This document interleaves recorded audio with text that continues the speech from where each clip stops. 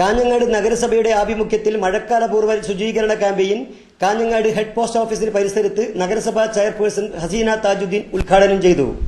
കേരള സംസ്ഥാനത്ത് അങ്ങോളം ഇങ്ങോളം നടത്തുന്ന ശുചീകരണ പ്രവർത്തനത്തിന്റെ ഭാഗമായി ഇന്ന് 17-ാം തീയതി കേരളത്തിലെ മുഴുവൻ തദ്ദേശ സ്വയംഭരണ സ്ഥാപനങ്ങളിലും ശുചീകരണ പ്രവർത്തനം തുടക്കം കുറിക്കുവാൻ സംസ്ഥാന ഗവൺമെന്റ് തീരുമാനിച്ചതിന്റെ അടിസ്ഥാനത്തിൽ കേരളത്തിലെ എല്ലാ തദ്ദേശ സ്വയംഭരണ സ്ഥാപനങ്ങളും ഇതുപോലുള്ള സേവന പ്രവർത്തനം ആരംഭിക്കുകയാണ്. അതിന്റെ ഭാഗമായി തന്നെയാണ് കാഞ്ഞങ്ങാട് നഗരസഭയും ഇന്ന് ഈ ശുചീകരണ പ്രവർത്തനത്തിന്റെ ആരംഭം കുറിച്ചിരിക്കുന്നത്. കാലാകാലങ്ങളായി മഴക്കാലം വരുന്നതിന് മുൻപായി അല്ലെങ്കിൽ മഴക്കാലത്തോട് കേരളത്തിലെ പുതിയ പുതിയ സാംക്രമിക രോഗങ്ങൾ ഇടപെടുന്നതിന് ഫലമായി ഇന്ന് സംസ്ഥാനത്തിനകത്ത് മഴക്കാലപൂർവ്വ രോഗങ്ങളുടെ നിയന്ത്രണം കാര്യക്ഷമമായി കൊണ്ടുപോകുന്നതിന് സർക്കാർ നടപടി സ്വീകരിച്ചിട്ടുണ്ട്.